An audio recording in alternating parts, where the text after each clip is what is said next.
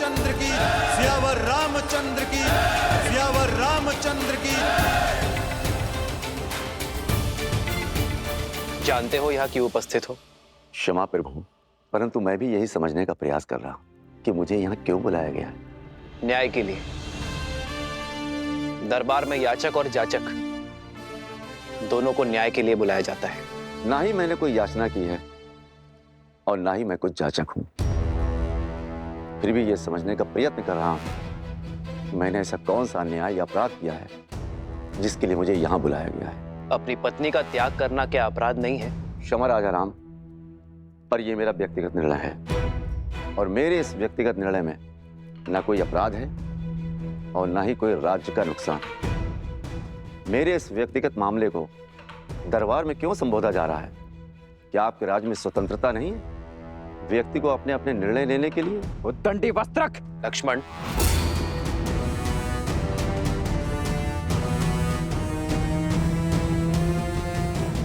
निर्णय और मामला दोनों अवश्य व्यक्तिगत है, किंतु अन्याय एक स्त्री पर हुआ है। उसने अपनी व्यक्तिगत स्वतंत्रता का उपयोग कर सहायता और अन्याय का निवारण मांगा है और यह अवश्य ही राज्य के क्षेत्र में आता है। वस्त्रक, न्याय करना एक राजा का परम धर्म है और इसी कारणवश तुम्हें यहाँ बुलाया गया है। तो न्याय अवश्य होना चाहिए राजा राम, परंतु आशा करता हूं कि याचक एक स्त्री है और आप पक्षपात बिल्कुल नहीं करेंगे उस याचक पर जो एक पुरुष है।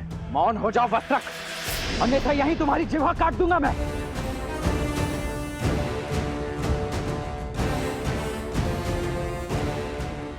राजकुमार, आपके पास सत्ता है, शक्ति है और मेरे बचाव के लिए मेरे पास शब्द ही हैं। यदि आप मेरी जीवा काट देंगे तो मेरे ऊपर हो रहे अन्याय का मैं निवारण कैसे कर पाऊंगा? ना ही इनकी जीभा काटी जाएगी और ना ही तुम्हें रोका जाएगा। तुम्हें अपना पक्ष रखने की पूरी संधि मिलेगी। बताओ, अपनी पत्नी का त्याग क्यों किया तुमने वस्त्रक? ये रात भर घर पर नहीं आई और इसका यह कहना है कि इस नाभिक के साथ तट पर रात भर थी। इसलिए महाराज, मुझे इसकी पवित्रता पर संदेह है। संदेह संपूर्ण परिवार, मित्र और राज्य सबके लिए घातक होता है। यदि संदेह को प्रमाण का जोड़ ना मिले तो वो मात्र आरोप होते हैं। वस्त्रक, महाराज, आरोपी ही सही, तो मेरे इन आरोपों का इन दोनों के पास कोई प्रमाण है? विश्वास। अपनी पत्नी के साथ तुम कई वर्षों से रह रहे हो, इस नाविक को भी कई वर्षों से जानते हो। क्या इस नाविक ने कभी भी संदेह करने का अवसर दिया? क्या तुमने इस नाविक को किसी और स्त्री के साथ अभद्रता करते हुए देखा? क्या इस अविश्वास का प्रमाण है तुम्हारे पास? वस्त्रक, तुम अपने घर के द्वार बंद कर दो और बाहर ना निकलो तो इसका यह अर्थ नहीं कि बाहर सूर्योदय नहीं हुआ है। वही तो राजा राम, द्वार बंद कर कर घर के भीतर बैठो, इससे यह भी तो नहीं कहा जा सकता कि सूर्य पर ग्रहण नहीं लगा है। और फिर महाराज, ये तो स्वयं स्वीकार कर रही है कि ये इस नाविक के साथ थी। फिर इस बात का क्या प्रमाण है कि इनके बीच कुछ घटित नहीं हुआ?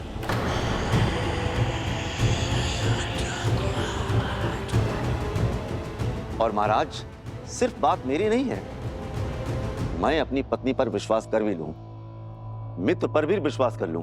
यदि तुम अपनी पत्नी पर विश्वास करते हो तो समस्या क्या है? वस्त्रक, समाज, समाज का क्या?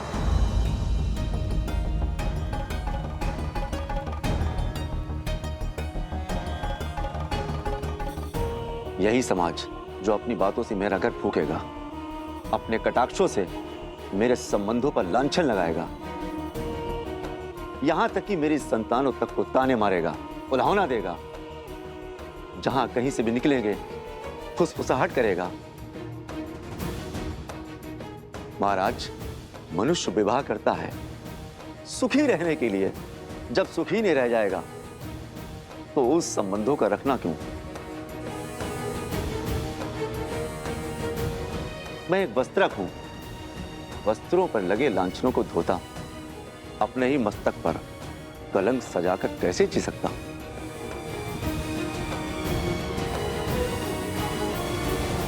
जिसे तुम कलंक का नाम कह रहे हो वो मात्र भ्रम भी तो हो सकता है वस्त्रक।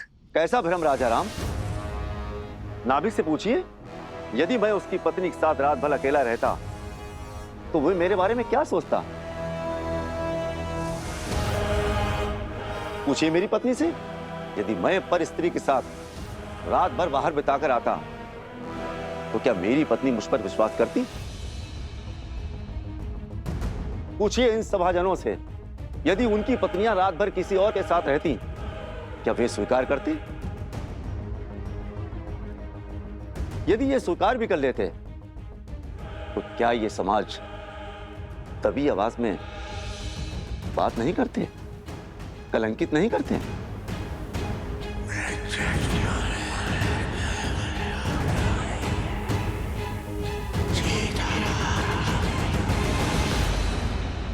विश्वास का केवल एक ही आधार है, प्रेम। यदि प्रेम सत्य है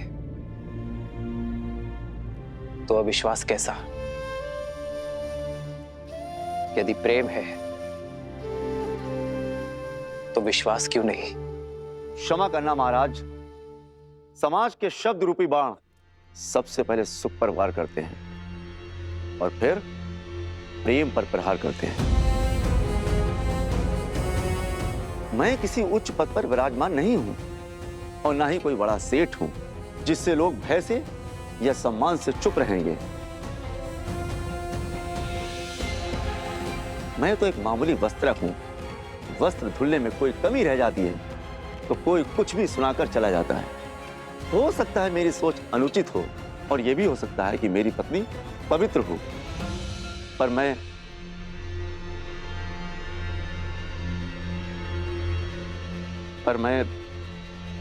निडर होकर कहो वस्त्रक,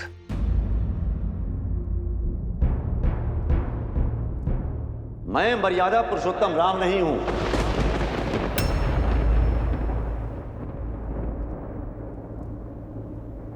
मेरा जन्म दिव्य प्रसाद से नहीं हुआ। मैं ऐसी स्त्री को नहीं अपनाऊंगा जो किसी अन्य पुरुष के साथ रहकर आई हो।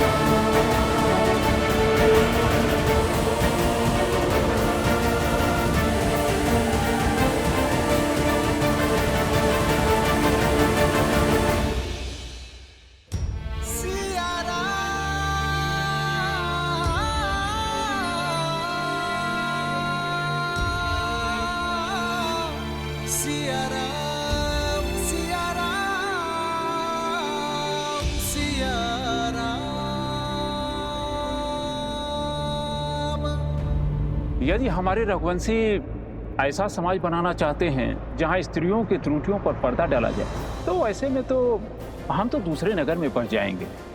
जब राज परिवार ने स्वयं ही अनुचित उदाहरण प्रस्तुत कर दिया है तो कोई क्या करे। मैं एक वस्त्रक हूं, वस्त्रों पर लगे लांछनों को धोता, अपने ही मस्तक पर कलंक सजाकर कैसे जी सकता हूं? पूछिए इन सभाजनों से, यदि उनकी पत्नियां रात भर किसी और के साथ रहती क्या वे स्वीकार करती? मैं मर्यादा पुरुषोत्तम राम नहीं हूं। मेरा जन्म दिव्य प्रसाद में नहीं हुआ है।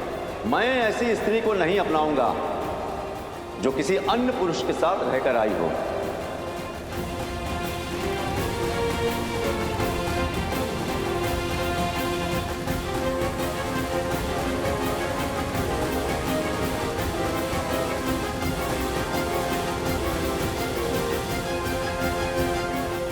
एकांत।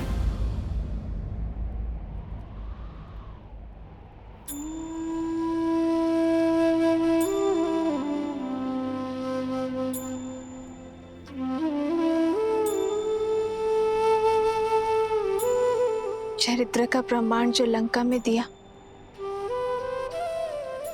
क्या वो अयोध्या में भी देना होगा? आर्य अग्नि परीक्षा।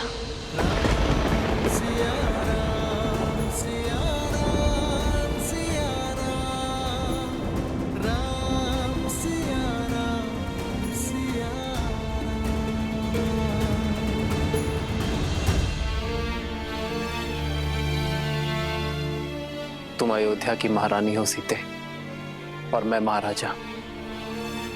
प्रजा राजा के पद चिन्हों पर चलती है। यदि तुम बार बार अपने चरित्र का प्रमाण दोगी तो इस संसार में हर पति अपनी पत्नी से बार बार अग्नि परीक्षा की अपेक्षा करेगा। पर स्वर्ण को तो हर बार कसौटी पर परखा जाता है ना आर्य। पर हर धातु स्वर्ण नहीं होती सीते। हर कोई मेरी सीता की भांति पूर्णतः पवित्र और दोष रहित नहीं होते। कौन किस अपराध के लिए दंडीकृत होगा ये केवल अग्निदेव जानते हैं सीते, साधारण मानव नहीं। हम ऐसा कोई निर्णय नहीं लेंगे जो समाज के सामने अनुचित उदाहरण प्रस्तुत करे। यदि परीक्षा इस समस्या का हल नहीं है तो इसका हल क्या है यार? शिक्षा, शिक्षा आचरण। शुद्ध आचरण ही विचार शुद्ध कर सकते हैं सीते।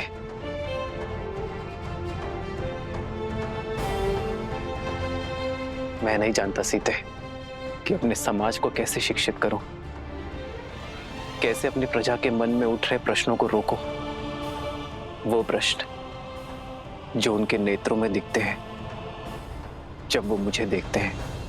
धनिक सोच यार, जब तक मैंने स्वर्ण मृग नहीं देखा था तब तक मुझे उसके पाने की इच्छा नहीं थी। अर्थात अर्थात जो नेत्रों को दिखता है वही मन को विचलित करता है आदि, और जो नहीं दिखता उसके विचार भी नहीं आते और उस पर प्रश्न भी नहीं उठते।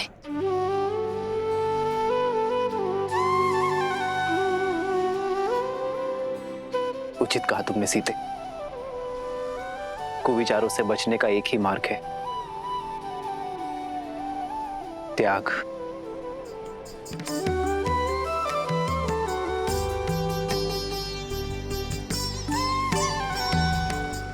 हम दोनों अपने राज्य का परित्याग कर देंगे तो ना ही कोई प्रश्न उठेंगे और ना ही कोई उत्तर की अपेक्षा करेंगे।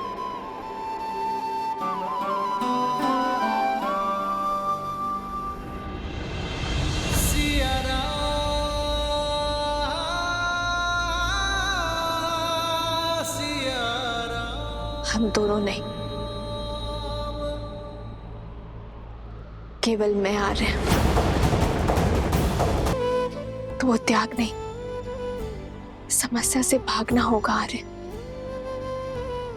और रघुवंशी कभी समस्या से नहीं भागते। सीते, आर्य, जिस क्षण महाराजा राम महारानी सीता को त्यागेंगे उसी क्षण अयोध्या के सब दुख मिट जाएंगे। आपकी हर समस्या टल जाएगी यार। नहीं, कदापि नहीं सीते, कदापि नहीं। राम सीता का त्याग नहीं कर सकता। किंतु राम सीता का त्याग नहीं कर रहा है। महाराजा राम को महारानी का त्याग करना होगा।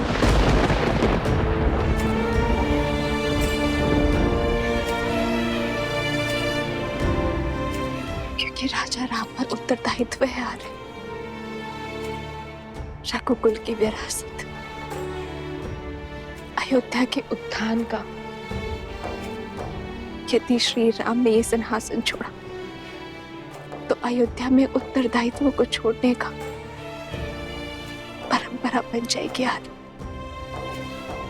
आर्य, आपका वो वचन टूट जाएगा जो आपने अयोध्या को दिया,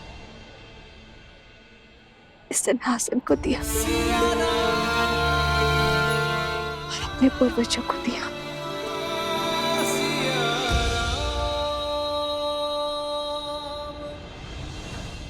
और उस वचन का क्या जो हमने एक दूसरे को दिए?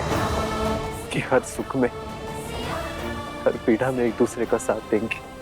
साथ में हर समस्या का समाधान भी निकालेंगे। अब आप केवल राजा ही नहीं, होने वाले पिता भी हैं आर्य। आप प्रजा रूपी संतान को शिक्षा देने का भार उठाई और मैं हमारी संतान को संस्कार सिखाऊंगी आर्य।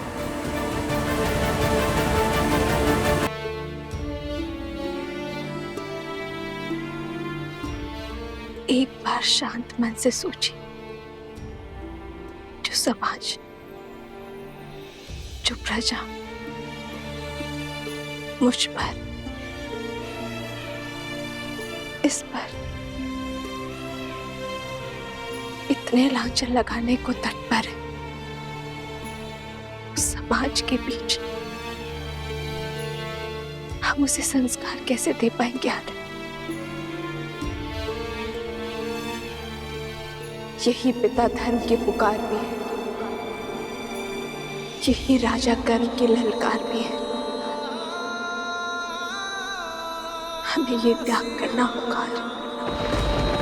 कैसे करे भव पार ये राम, राम सिया राम सिया राम। कैसे करे भव पार ये राम, राम सिया राम सिया राम। आपकी सीता हर स्थिति में, हर परिस्थिति के अनुरूप ढलने में सक्षम है।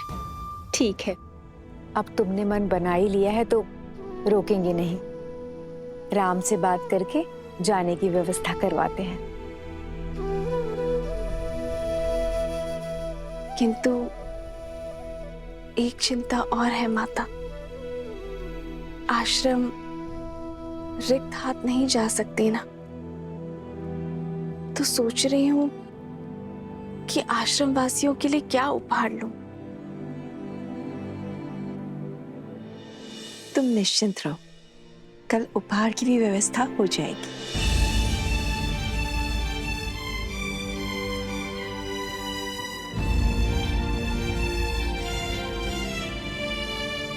जब राज परिवार ने स्वयं ही अनुचित उदाहरण प्रस्तुत कर दिया है तो कोई क्या करे।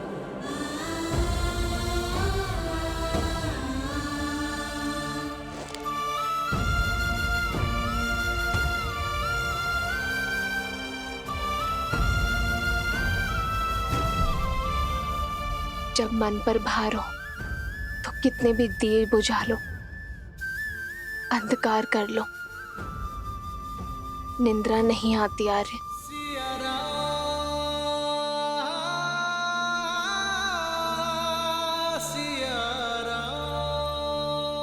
मैं आपकी चिंताएं समझ सकती हूँ आर्य। आपकी प्रजा, आपके राज्य और सीता की चिंतन आपको विश्राम नहीं दे रहे।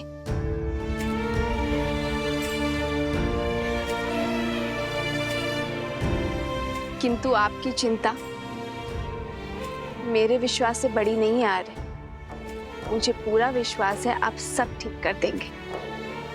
इस राज्य को सुख, शांति, धर्म का स्थान, राम राज्य देंगे।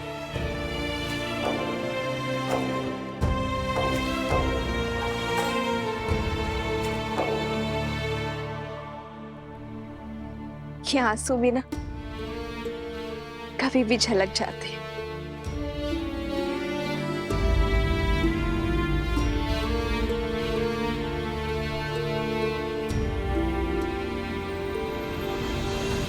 राम सिया राम सिया राम सिया राम, राम सिया राम सिया सिया राम।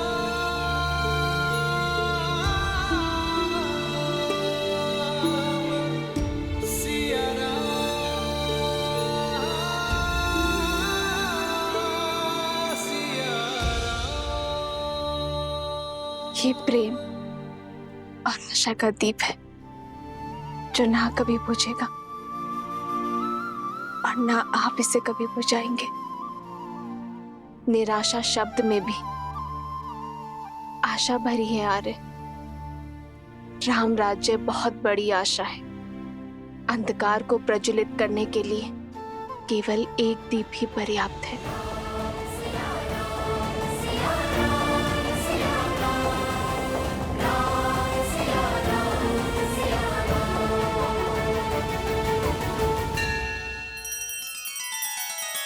श्री रामचंद्र कृपालु भजु मन हरण भव भय दारुणम नव कंज लोचन कंज मुख कर कंज पद कंजारुणम।